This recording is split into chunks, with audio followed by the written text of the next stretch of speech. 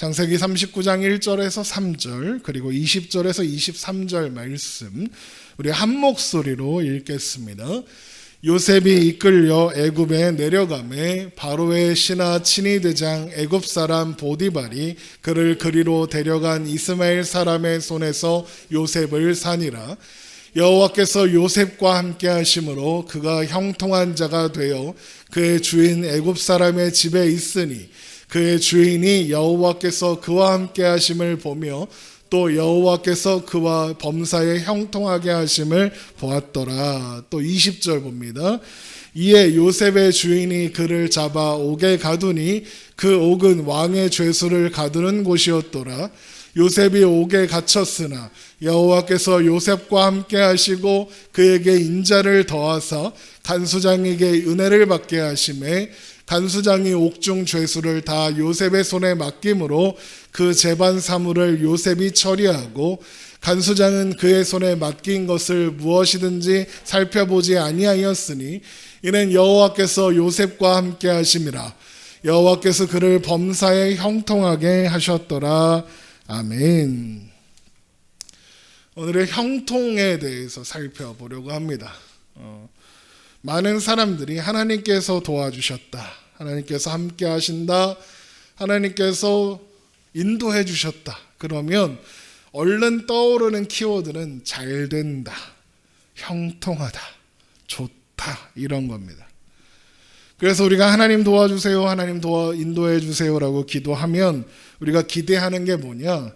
하나님의 마음이 내 마음과 같아서 내가 바라는 일, 내가 소원하는 일, 내가 원하는 일, 그것이 내가 기대하는 대로 별탈 없이 일사천리로 잘 되는 것, 그것을 기대합니다. 그게 우리가 생각하는 형통이고, 그리고 사전적 의미로도 그게 맞습니다. 별일 없이 모든 일이 뜻과 같이 잘 되어가는 상황을 국어사전에서 형통이다라고 합니다.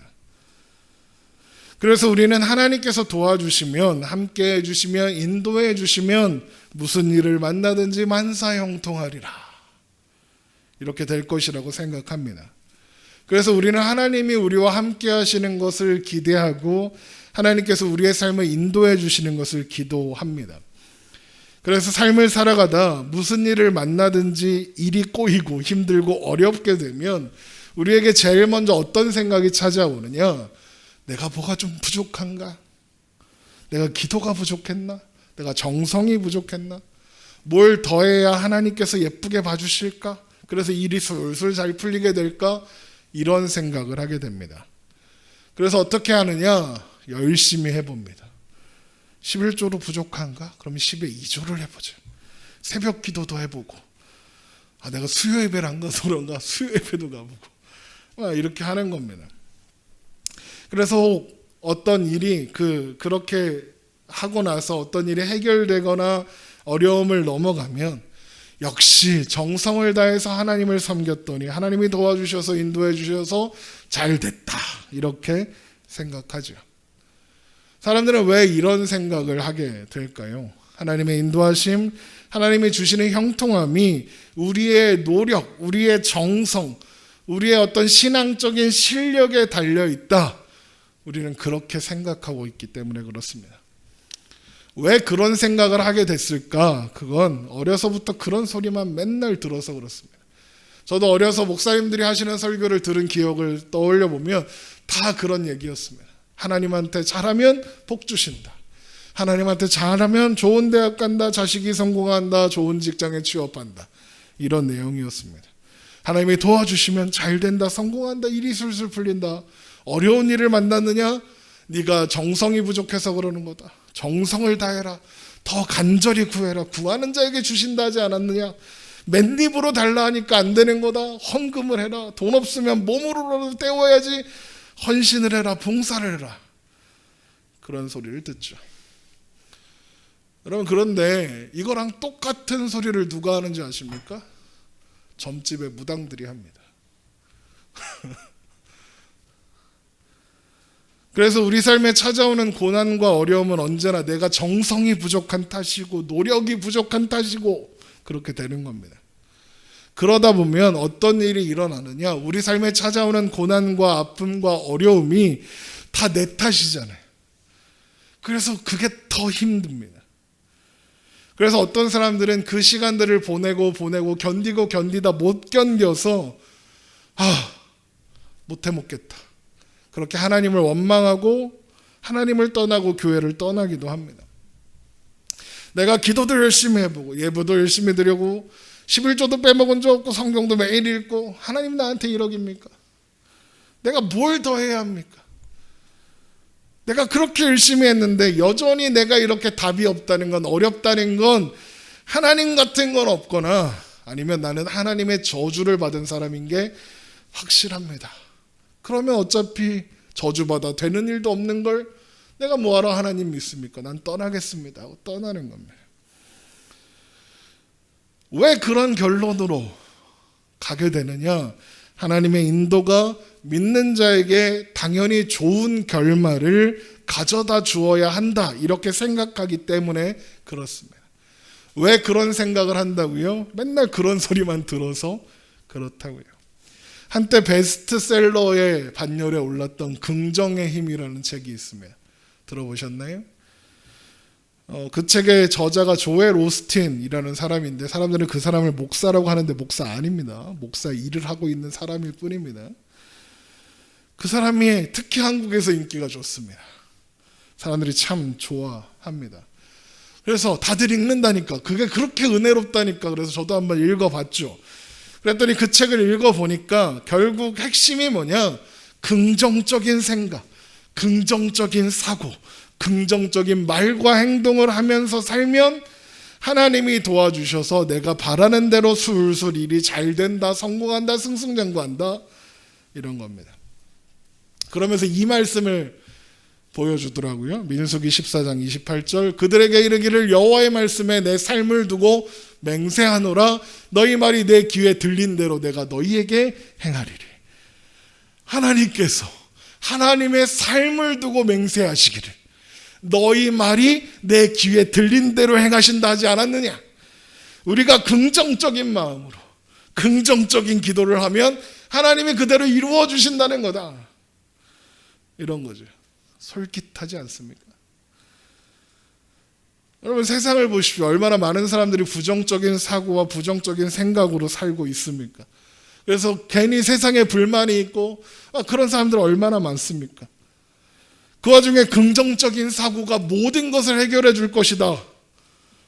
그러면 이게 얼마나 놀라운 복음이고 진리가 아니겠습니까? 하나님께 믿음으로 구하면 무엇이든지 주신다.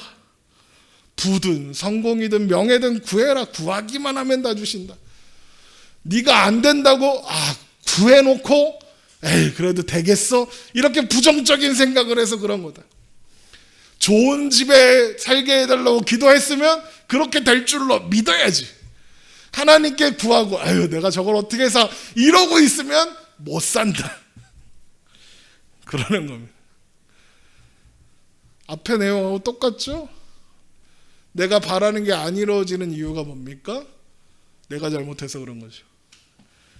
그러니까 하나님은 내가 얼마나 긍정적인 말, 생각, 말을 하고에 따라서 만사형통하게 해주시거나 안 도와주시거나 하신다.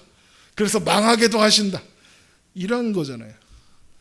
우리가 긍정적인 생각을 하고 긍정적으로 살면 하나님이 우리가 원하는 대로 우리가 긍정하고 있는 그 일을 이루어 주신다.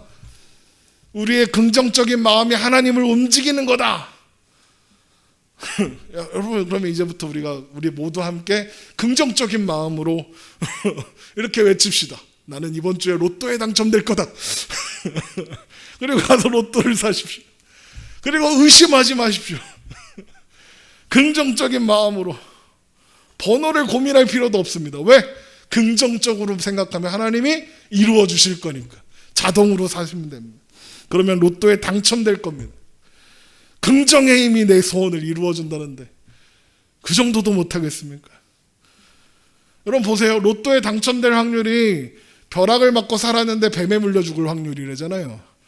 근데 매주 당첨자가 나와요. 그럼 나도 될 수 있다는 거 아니야?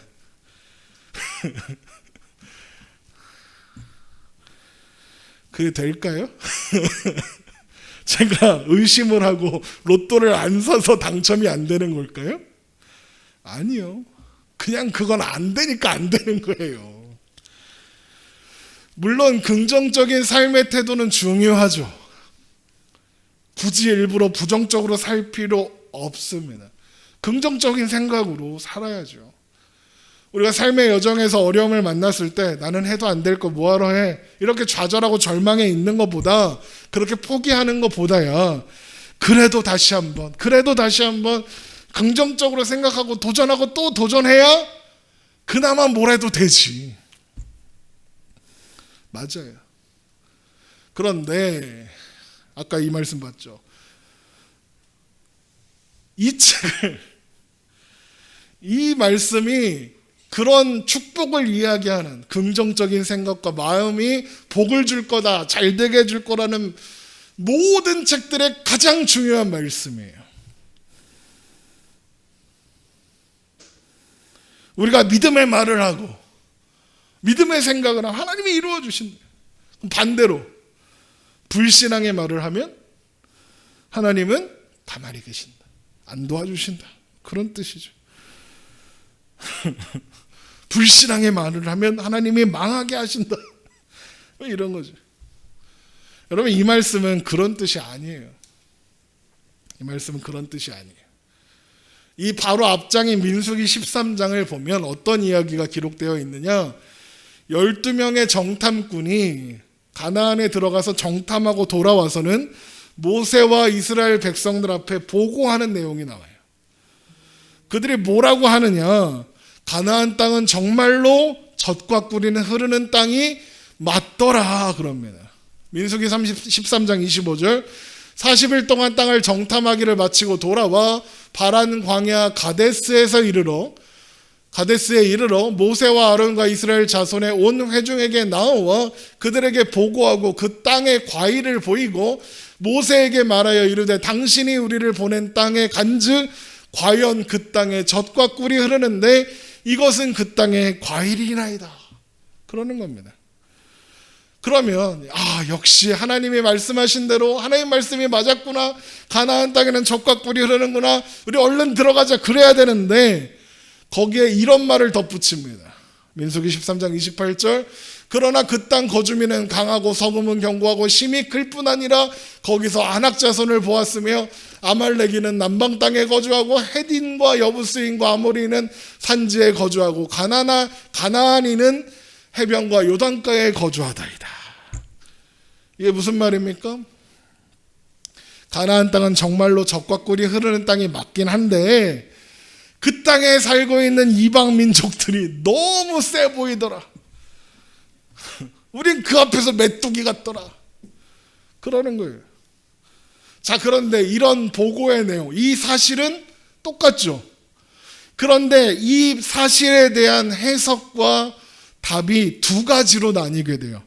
어떻게 나누게 되냐? 하나는 갈렙과 여호수아.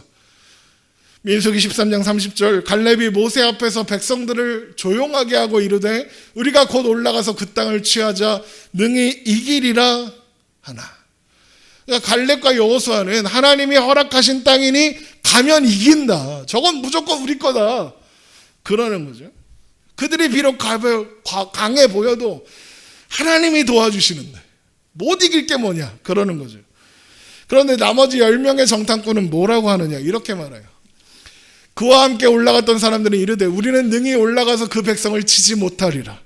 그들은 우리보다 강하니라 하고 거기서 네피림 후손인 아낙 자손의 거인들을 보았나니, 뭐 키가 한 2m 막 이렇게 됐나 봐요. 우리는 스스로 보기에도 메뚜기 같으니 그들이 보기에도 그와 같았을 것이니라. 못 간다 이거예요. 가나안 가면 죽는다, 이제 우리 망한다, 끝났다. 자, 그러면 이런 보고와 두 가지 해석을 들었으면 이스라엘 백성들은 선택해야 하죠. 이스라엘 백성들이 뭘 선택했을까요? 다수를 선택했죠. 10명의 정탐꾼의 말을 들었어요. 그래서 어떻게 합니까? 좌절하고 절망하죠. 그래서 어떻게 합니까? 모세와 하나님을 원망합니다. 그러면서 뭐라고 하느냐?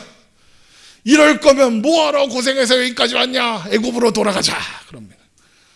민수기 14장 1절 온 회중의 소리를 높여 부르짖으며 백성이 밤새도록 통곡하였더라. 이스라엘 자손이 다 모세와 아론을 원망하며 온 회중이 그들에게 이르되 우리가 애굽 땅에서 죽었거나 이 광야에서 죽었으면 좋았을 것을 어찌하여 여호와가 우리를 그 땅으로 인도하여 칼에 쓰러지게 하려 하는가? 우리가 처자가 사로잡히리니 애굽으로 돌아가는 것이 낫지 아니하랴? 이에 서로 말하되 우리가 한 지휘관을 세우고 애굽으로 돌아가자 하매. 그래서 어떻게 하느냐? 갈렙하고 여호수아가 나서서 야 그거 아니다, 걱정하지 마라 이렇게 설득해. 민수기 14장 7절 이스라엘 자손의 온 회중에게 말하여 이르되 우리가 두루 다니며 정탐한 땅은 심히 아름다운 땅이라 여호와께서 우리를 기뻐하시며 우리를 그 땅으로 인도하여 들이시고 그 땅을 우리에게 주시리라. 이는 과연 젖과 꿀이 흐르는 땅이니라. 다만 여호와를 거역하지는 말라. 또 그 땅 백성을 두려워하지 말라. 그들은 우리 먹이라. 그들은 우리 밥이다 이거죠. 그들의 보호자는 그들에게서 떠났고 여호와는 우리와 함께 하시느니라. 그들을 두려워하지 말라 하나. 멋있잖아요. 맞잖아요 이 말. 근데 백성들이 이 말을 들었을까요 안 들었을까요? 안 듣죠. 귀를 기울이지 않았어요. 그래서 어떻게 하느냐? 돌을 들어 모세와 또 자신의 생각들에 동조하지 않는 여호수아와 갈렙을 던져서 죽이려고 해요. 바로 그때 하나님이 그 일을 막으시고 진노하시죠. 그 진노하시는 가운데 하시는 말씀이 이 말씀이에요. 민수기 14장 28절 그들에게 이르기를 여호와의 말씀에 내 삶을 두고 맹세하노라. 너희 말이 내 귀에 들린 대로 내가 너희에게 행하리리. 이렇게만 보면 아 이것 봐라, 긍정적인 말을 한 갈렙과 여호수아는 복을 받았고 나머지 사람들은 가나안에 못 들어갔다, 망하지 않았냐. 긍정적인 말을 해야 한다, 긍정적인 생각을 해야 하나님께서 기뻐하신다, 이렇게 생각할 수 있겠죠. 하나님께서 이 말씀대로 하셨으니까요. 부정적인 말을 했던 사람들은 40년 광야 생활 동안 다 죽고 여호수아 갈렙만 가나안에 들어갔으니까요. 근데 여러분 이 말씀은 긍정의 힘을 이야기하는 게 아니에요. 긍정의 힘은 긍정이 있으면 하나님이 그 긍정한 대로 이루어 주신다 이렇게 말하는 거지만 이 말씀에는 약속이 먼저 있어요. 무슨 약속이요? 하나님께서 이스라엘 백성들을 약속의 땅 가나안에 들어가게 하시겠다, 그 땅을 차지하게 하시겠다라는 약속이 아브라함 때부터 있었다고요. 약속이 먼저예요. 그러니까 갈렙과 여호수아는 자신들의 생각에 긍정한 게 아니라 하나님의 약속에 긍정한 거예요. 이스라엘 백성들은요, 하나님의 약속에 부정한 거죠. 그들은 그들의 생각에 긍정했어요. 애굽으로 돌아가는 게 맞다, 긍정적이었다니까요. 다만 하나님의 약속에 부정했을 뿐이죠. 약속이 먼저예요. 긍정의 힘은 내가 원하는 것이 먼저 있고 그것에 대한 긍정적인 생각이 있으면 하나님이 이루신다 그러지만, 그게 부든 명예든지 성공이든지 상관없이 내가 원하는 대로 하나님께 구하고 긍정하고 있으면 이루어진다, 그게 긍정이지만 그거 아니라고요. 믿고 다 주실 줄로 믿습니다 그러면서 기다리면 주시나요? 안 주면요, 믿음이 부족해서 그런 거예요. 여러분 도대체 얼마나 믿음이 커야 달라는 대로 다 주시나요? 얼마나 믿음이 커야 부자가 될 수 있나요? 얼마나 믿음이 커야 잘 되나요? 성공한 사람은 믿음이 좋은 거고 성공 못한 사람은 믿음이 없는 거예요. 그리고 우리나라에서 믿음 제일 좋은 사람은 삼성 회장이겠네? 그럼 나는 제일 믿음이 없는 사람이겠네? 그렇게 되는 거잖아요. 절대로 그럴 수 없는 거예요. 여러분 성경이 말하는 긍정은 하나님의 뜻에 긍정하는 거예요. 하나님의 약속에 긍정하는 거예요. 긍정은 다른 말로 믿음이에요. 눈에 보이는 거 아무것도 없는데 믿는 거예요. 여호수아 갈렙처럼 앞에 안악자손이 있고 야 저거 들어가면 무조건 죽겠다, 그게 사실이고 팩트잖아요. 거기 들어가면 죽는다고요. 그런데 믿는 거예요. 왜? 하나님이 약속하셨으니까. 그게 긍정이에요. 그래서 긍정의 다른 말은 믿음이에요. 긍정의 힘이, 능력이 있는 건 하나님께서 약속하신 것을 신실하게 이루시기 때문이지, 내가 긍정하니까, 내가 좋게 생각하니까 그런 게 아니에요. 그런데 문제는 뭐냐? 오늘날 한국 기독교가 하나님의 뜻, 하나님의 약속, 하나님의 마음에는 관심이 없고 내 소원, 내 욕심을 이루는 거에만 혈안이 되어 있는 거예요. 그래서 긍정의 힘 같은 책이 베스트셀러가 되는 거예요. 긍정의 힘 옛날 책이니까 요즘엔 그런 책 없잖아요. 아니요, 있어요. 왕의 제정이라고 있어요. 왕의 제정 뭐예요? 하나님을 위해 투자해라. 하나님이 갚아주신다, 이거 아니에요. 아휴, 답답해요. 여러분, 오늘 함께 읽은 본문을 보세요. 요셉이 나오죠. 요셉이 누굽니까? 꿈의 사람 요셉. 하나님께서 주신 꿈을 비전으로 삼고 믿음으로 살아간 사람. 그래서 하나님께 복을 받아 애굽의 총리가 된 사람. 우리도 요셉처럼 꿈을 꾸자, 비전을 가지자. 그러는 사람이 요셉이죠. 여러분, 근데 요셉이 정말로 하나님이 도와주셔서 잘된 사람 맞나요? 물론 우리가 읽은 창세기 39장 말씀에 보면 하나님께서 요셉을 형통하게 하셨다, 잘되게 하셨다 그러죠. 창세기 39장 1절, 요셉이 이끌려 애굽에 내려가매 바로의 신하 친위 대장 애굽 사람 보디발이 그를 그리로 데려간 이스마엘 사람의 손에서 요셉을 사니라. 여호와께서 요셉과 함께 하심으로 그가 형통한 자가 되어 그의 주인 애굽의 사람의 집에 있으니 그의 주인이 여호와께서 그와 함께 하심을 보며 또 여호와께서 그의 범사에 형통하게 하심을 보았더라. 요셉이 그의 주인에게 은혜를 입어 섬김에 그가 요셉을 가정총무로 삼고 자기 소유를 다 그의 손에 위탁하니 그가 요셉에게 자기의 집과 그의 모든 소유물을 주관한 때부터 여호와께서 요셉을 위하여 그 애굽 사람의 집에 복을 내리심으로 여호와의 복이 그의 집과 밭에 있는 모든 소유에 미친지라. 이렇게 되어 있어요. 요셉이 형들에 의해서 노예로 팔려서 애굽으로 갔어요. 보디발이라는 사람의 집에 갔죠. 그런데 하나님이 요셉과 함께 하셔서 요셉이 형통해졌고 그걸 보고 보디발이 하나님이 그와 함께 하시는 걸 알고 그래서 요셉에게 모든 걸 맡겼다. 그래. 또 보세요. 그렇게 노예가 돼서 보디발의 집에서 잘 살고 있는데 하나님이 그를 형통하게 해주셔서 인정받고 보디발이 믿고 맡기는 노예가 되었는데, 그런데 그런 요셉을 가만두지 않고 누가 꼬셔요? 보디발의 아내가 꼬시죠. 같이 자자고. 근데 요셉이 어떻게 합니까? 주인을 생각하여 그 유혹을 뿌리치죠. 그런데 그리고 나서 어떻게 됩니까? 착한 일 한 요셉이 보상을 받았나요? 아니요. 보디발의 아내가 모함을 해요. 제가 나를 겁탈하려고 했다. 그래갖고 누명을 쓰고 감옥에 가요. 그런데 감옥에 갔더니 어떤 일이 일어나요? 하나님이 요셉과 함께 하사 형통하게 하셔서 요셉이 감옥에서 인정받는 사람이 됐다. 창세기 39장 20절. 이에 요셉의 주인이 그를 잡아 옥에 가두니 그 옥은 왕의 죄수를 가두는 곳이었더라.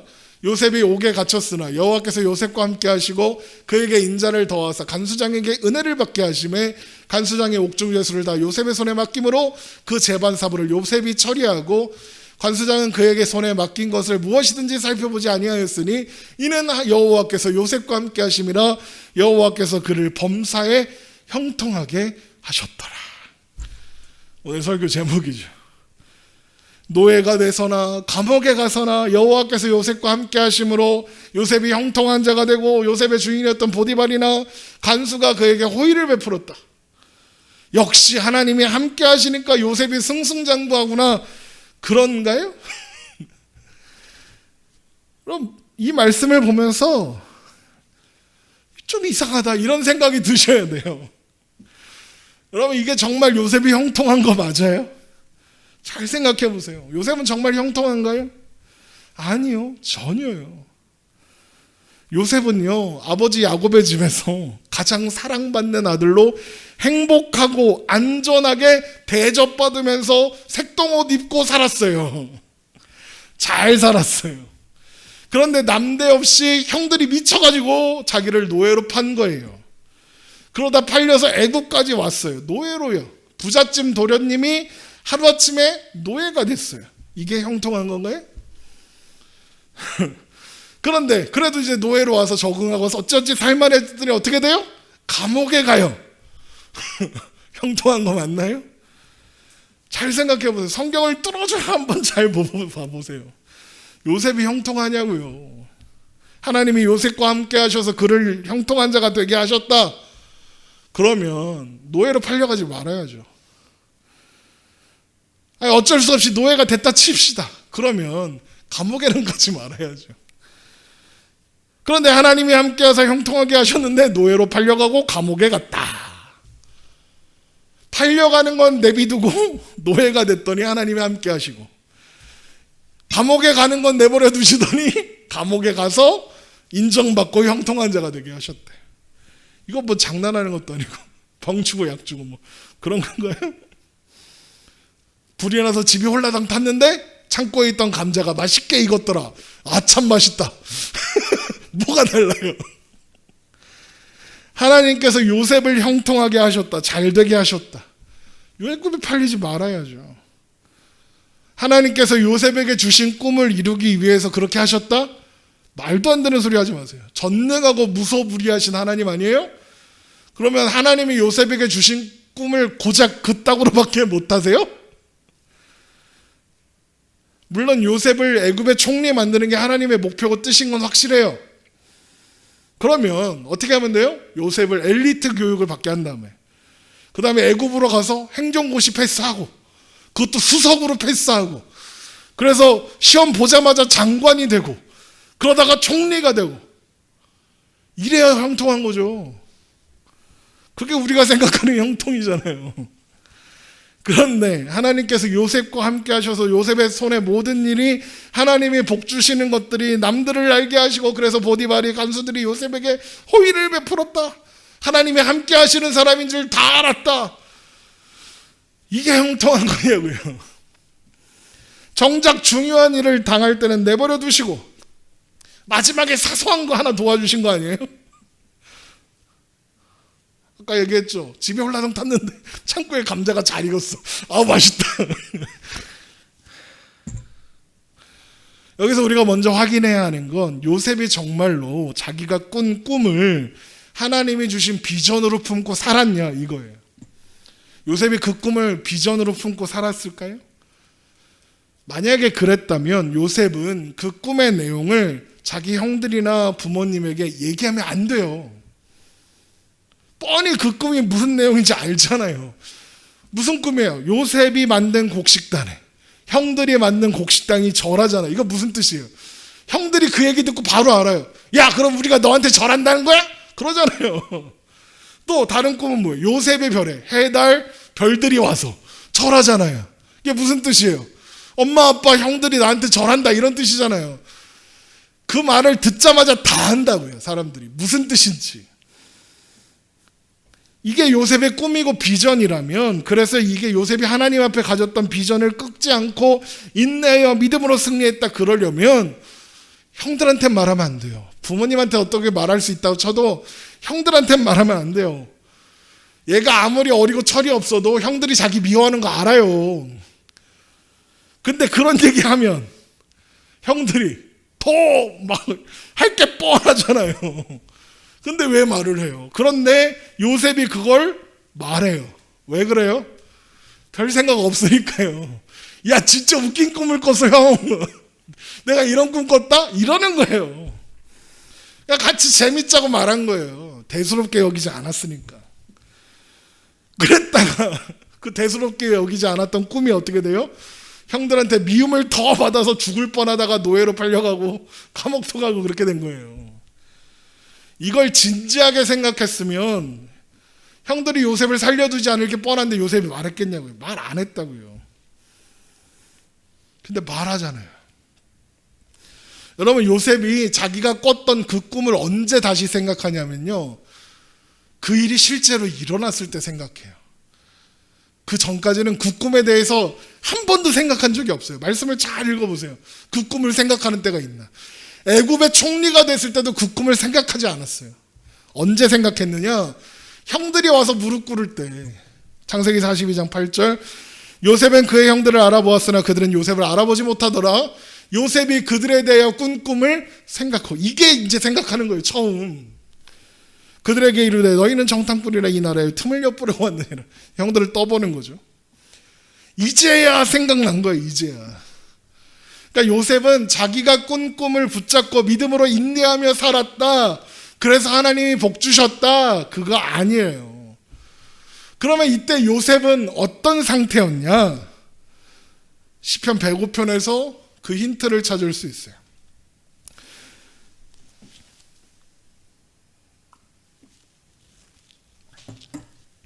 시편 105편에는 요셉의 이야기가 기록되어 있어요. 요약해서 시편 105편 16절, 그가 또 그 땅에 기근이 들게 하사 그들이 의지하고 있는 양식을 다 끊으셨도다. 그가 한 사람을 앞서 보내셨으며 요셉이 종으로 팔렸도다. 그의 발은 착고를 차고 그의 몸은 쇠사슬에 매였으니 곧 여호와의 말씀이 응할 때까지라. 그의 말씀이 그를 단련하였도다. 왕이 사람을 보내어 그를 석방하며 뭇 백성의 통치자가 그를 자유롭게 하였도다. 그를 그의 집의 주관자로 삼아 그의 모든 소유를 관리하게 하고 그의 뜻대로 모든 신하를 다스리며 그의 지혜로 장로들을 교훈하게 하였도다. 여기에 중요한 표현 하나가 나오는데 이거예요. 그의 발은 착고를 차고 그의 몸은 쇠사슬에 매였으리. 이거예요. 그런데 여기서 몸이라고 번역된 이 단어가 네페시라는 히브리어인데 직역하면 혼이라는 혼. 그러니까 우리가 좀 더 이해하기 쉬운 정신. 혼이에요, 혼. 그리고 매였다라는 표현은 히브리어 보인데 보. 이게 뚫고 지나가다 이런 뜻이에요. 그럼 이걸 직역하면 뭐예요? 쇠사슬이 요셉의 혼을 뚫고 지나갔다, 이런 게 되죠. 이게 우리가 흔히 쓰는 말로 하면 멘탈이 나갔다, 이거예요. 혼비백산했다, 혼이 죽었다, 이런 뜻인 거예요. 정신이 나간 거예요. 그러니까 그때 요셉이 지금 믿음으로 버티고 있는 게 아니라 이게 뭐지? 내가 왜 이런 일을 당하고 있는 거지? 무서워, 이러고 있었던 거예요. 도대체 나한테 이런 일이 왜 생겼을까? 넋이 나가 있는 거예요. 멘탈이 깨져갖고 생각을 못하고 있는 거예요. 그런데 그게 하나님이 뜻하신 거래요. 시편 105편 19절, 곧 여호와의 말씀이 응할 때까지라 그의 말씀이 그를 단련하였다. 이 말씀을 잘 보세요. 요셉이 말씀을 붙잡고 살았다예요? 아니에요. 하나님이 요셉에 대해 가지고 계시는 어떤 뜻과 목적을 이루기 위해서 하나님께서 그를 단련하셨다, 하나님께서 그를 데리고 가셨다, 이런 뜻이죠. 나중에 요셉이 석봉되어서 애굽의 총리가 되죠. 그것도 완벽한 인정을 받는 총리가 돼요. 왕이 사람을 보여 그를 석방하며 뭇 백성의 통치자가 그를 자유롭게 하였도다. 그를 그의 집의 주관자로 삼아 그의 모든 소유를 관리하게 하고 그의 뜻대로 모든 신하를 다스리며 그의 지혜로 장로들을 교훈하게 하였더라. 놀랍게도 이때 요셉이 30이란 말이에요. 30살짜리 청년에게 당시 전 세계를 호령하던 제국이었던 애굽의 당대 최고의 나라였던 애굽의 총리를 맡길 만한 자질이, 그것도 완전한 신뢰를 받을 만한 자질이 요셉에게 있었다는 뜻이잖아요. 왕이 이걸 맡겼다는 건. 여러분, 그러면 요셉이 그 실력 어디서 쌓았을까요? 어떻게 배웠을까요? 노예생활, 죄수생활에서 배웠겠죠. 왜요? 그가 살아온 시간은 그거밖에 없어요. 노예생활, 죄수생활, 그거밖에 없었잖아요.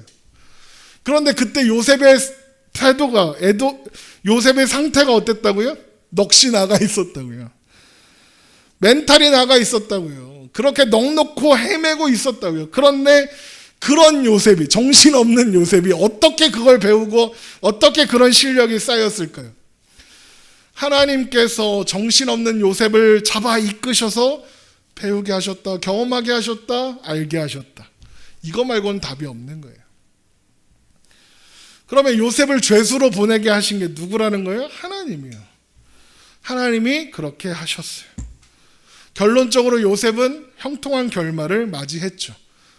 그리고 그 형통은 요셉이 만들어낸 게 아니죠. 요셉은 그런 형통한 결말을 기대해 본 적이 없어요. 자기가 총리가 될 줄 몰랐다고요. 감옥에서 죽을 줄 알았을 거예요. 그런데 그런 요셉을 하나님의 목적과 뜻에 따라 이끌어 가신 거예요. 그러니까 하나님은 요셉이 간절히 원해서 또 뭐 궁정적인 꿈을 꾸어서 하나님의 인도하심을 간절히 구해서 그래서 요셉과 함께하사 애굽의 총리로 삼으신 게 아니라 하나님의 원대한 꿈과 계획 속에서 어떤 계획 속에서 기근 속에서 야곱의 가족을 지키시고 그리고 풍족한 상태로 야곱의 자손들을 민족이 되게 하고 나라가 되게 하시려는 원대한 목표를 가지시고 이 일을 이루신 거예요. 그래서 요셉을 이끌어 노예가 되게 했다가 감옥에 가게 했다가 애굽의 총리가 되게 하시는 거예요. 요셉의 형통은 우리가 생각하는 것과 달라요. 결론이 총리였으니까 괜찮아요? 아니요. 그러면 여러분, 하나님이 나중에 여러분을 대통령 되게 하실 겁니다. 그러니까 일단 지금은 다 망해야 됩니다. 일단 노숙자가 되셔야 합니다. 너 다 망해서 막 빚쟁이 쫓겨가 노숙자 신문지 덮고 자고 있어. 그러면서 누가 하나님이 인도해 주시는 거야. 그러면 뭐라 그럴 거예요? 이 미친놈 이럴 거 아니에요. 내가 무슨 대통령이 돼 이럴 거 아니에요. 물론 하나님은 요셉을 철저하게 인도하셨죠. 근데 요셉은 그거 알았다고요? 몰랐다고요? 몰랐어요. 정신이 나가 있었다니까요. 하나님이 형통하게 하신 거지 요셉이 어떻게 한 게 아니라고요. 요셉이 누린 형통은 우리 생각과 달라요. 처참했잖아요. 넋이 나가서 멘탈이 깨져서 겨우겨우 하루하루 살았어요. 그러나 하나님이 그 과정을 겪게 하셨고 그 과정을 통해서 하나님의 뜻이 이루어지게 하셨어요. 여러분, 하나님이 인도해 주시면 잘 먹고 잘 산다, 하나님이 도와주시면 형통해진다, 그런 형통은 성경에 없어요. 성경을 자세히 보세요. 하나님의 인도 열심히 따라 사는데, 하나님의 말씀 열심히 따라 사는데 고난에 빠지고 고생하고 두들겨 맞고 그런 사람이 수두룩해요. 하나님의 인도는 세상에서의 형통, 세상에서의 성동, 잘 되고 잘 먹고 잘 사는 거 우리가 기대하는 형통을 약속하지 않아요. 그래서 하나님의 인도를 받고 사는 사람도 삶이 힘겨울 수 있어요. 어떤 문제에서 해방되지 않을 수 있어요. 하나님의 인도를 받고 있으나 여전히 괴로운 선택을 내려야 하는 상황을 피할 수 없을 거고 삶은 오히려 더 치열해질 거예요. 그런데 여러분, 놀라지 마세요. 당황하지도 마세요. 원래 그래요. 그거 하나님의 인도를 받고 있는 거예요. 다만 내가 이해를 못하는 거죠. 이사야 55장 8절, 이는 내 생각이 너희의 생각과 다르며 내 길은 너희의 길과 다름이라 여호와의 말씀이니라. 이는 하늘이 땅보다 높음 같이 내 길은 너희 길보다 높으며 내 생각은 너희 생각보다 높음이니라. 이해할 수 없는 게 맞아요. 우리가 어떻게 하나님의 생각을 이해해요? 납득할 수 없는 게 맞아요. 어떻게 알아요? 하나님의 생각은 하늘과 땅처럼 다르다는데, 문제는 이해할 수 없어도 납득할 수 없어도 하나님이 약속하셨으니, 하나님이 나에게 하나님 나라를 약속하셨으니 내가 그것을 신뢰하여 살아갈 수 있느냐? 하나님은 나를 좋게 하시는 분이다, 하나님은 선하신 나의 아버지시다 라는 것을 믿고 있느냐, 그게 중요하다는 거예요. 앞날이 캄캄하고 도대체가 모르겠고 너무 힘들고 정신 나가 있고 혼이 쇠사슬에 뚫려 있고 그런 날 속에서도 하나님은 우리를 인도하고 계시니 그 인도하심에 맡겨라. 그게 가장 좋은 길이다. 다른 어떤 것보다 하나님께서 함께 하시는 게 제일 좋은 거다. 그게 성경이 우리에게 이야기하는 거예요. 감옥에 가든 노예로 팔려가든 하나님이 함께 하시면 되는 거예요. 하나님은 모든 신자들을 인도하시고 보호하세요. 하나님이 인도하지 않는 신자, 하나님이 인도하지 않는 하나님의 자녀는 없어요. 지금 이 순간에도 하나님의 인도는 계속되고 있고, 다만 우리가 그것을 내가 원하는 대로, 원하는 방향으로 가지 않을 뿐이죠. 내 생각, 내 뜻이 아니라 하나님의 생각, 하나님의 계획, 하나님의 뜻대로 가는 겁니다. 내 생각, 내 뜻에 긍정하는 게 아니라 하나님의 말씀에, 하나님의 뜻에 긍정하는 거예요. 영국의 작가인 체스터 턴이라는 사람이 이런 말을 했어요. 하나님이 우리를 어디로 인도하시는지 알 수 없을 때라도 모든 것을 맡기고 어둠 속을 즐겁게 걸어가라. 어려운 일이죠. 그런데 그게 믿음이라는 거예요. 믿음은 보이지 않는 것들의 실상이에요. 바라는 것들의 증거니. 하나님의 인도와 보호가 우리가 세상에서 겪어야 하는 온갖 고통과 문제에서 우리를 자유롭게 해주지 않고 정답을 주시지 않아도 괜찮아요. 왜? 하나님 우리 아버지시고 나보다 나를 더 잘 아시며 무엇이 나에게 가장 복되고 좋은 것인지 하나님만 아시니까요. 나는 몰라요. 그래서 납득할 수도 없고 이해할 수도 없고, 그래서 의심도 들고 회의가 찾아와도, 그래서 넋이 나가게 되어도 나를 향한 하나님의 인도하심은 멈추지 않는다. 그 사실을 기억하며 설사 그것이 우리에게 가슴 아픈 삶의 현장을 제공해도, 그런 현장이 될지라도 오늘을 하나님을 신뢰하며 걸어가는 거예요. 목사님 너무 힘든데요. 견디기 어려운데요. 인내하기가 힘든데요. 그거 어떻게 참습니까? 너무 힘들어요. 맞아요. 힘들어요. 그러나 어느 인생의 어느 날 하나님께서 그 시간들에 대하여 설명해 주시는 때가 올 거예요. 혹 우리가 살아생전에 그 답을 얻지 못하면 하나님 앞에 서는 그날 그 답을 알게 될 거예요. 하나님이 알려주실 테니까. 하나님, 나 너무 힘들었어요. 왜 이런 거예요? 나 왜 그렇게 살아야 했던 거예요? 물을 때 하나님이 밝히 알게 하실 테니까요. 넋이 나가서 살던 요셉도 그 시간을 모두 통과한 후에야 이게 하나님의 놀라운 계획과 뜻이었구나, 하나님의 섭리였구나라고 알게 됐었어요. 창세기 45장 1절, 요셉이 시종하는 자들 앞에서 그 정을 억제하지 못하여 소리질러 모든 사람을 자기에게서 물러가라 하고 그 형제들에게 자기를 알리니 그때 그와 함께한 다른 사람이 없었더라. 요셉이 큰 소리로 우니 애굽 사람들에게 들리며 바로의 궁중에 들리더라. 요셉이 그 형들에게 이르되 나는 요셉이라. 내 아버지께서 아직 살아계시니까. 형들이 그 앞에서 놀라서 대답하지 못하더라. 요셉이 형들에게 이르되 내게로 가까이 오소서. 그들이 가까이 가니 이르되 나는 당신들의 아우 요셉이니 당신들이 애굽의 판자라. 당신들이 나를 이곳에 팔았다고 해서 근심하지 마소서. 한탄하지 마소서. 하나님이 생명을 구원하시려고 나를 당신들보다 먼저 보내셨나이다. 여러분, 우리 생각 같으면 지금 형들이 내 앞에 있어요. 어떻게 찢어 죽여야지. 근데 뭐라 그래요? 이게 하나님의 섭리였습니다 라고 이야기하잖아요. 6절, 이 땅에 2년 동안 흉년이 들었으나 아직 5년은 밭갈이도 못하고 추수도 못할지라 하나님이 큰 구원으로 당신들의 생명을 보존하고 당신들의 후손을 세상에 두시려고 나를 당신들보다 먼저 보내셨나니 그런즉 나를 이리로 보낸 이는 당신들이 아니라 하나님이시라. 하나님이 나를 바로에게 아버지로 삼으시고 그 온 집의 주로 삼으시며 애굽의 온 땅의 통치자로 삼으셨나이다. 요셉이 계속 뭐라 그래요? 당신들이 아니라 하나님이 하셨다. 당신들이 한 게 아니라 하나님이 하신 거다. 하나님이 하셨다. 걱정하지 마라.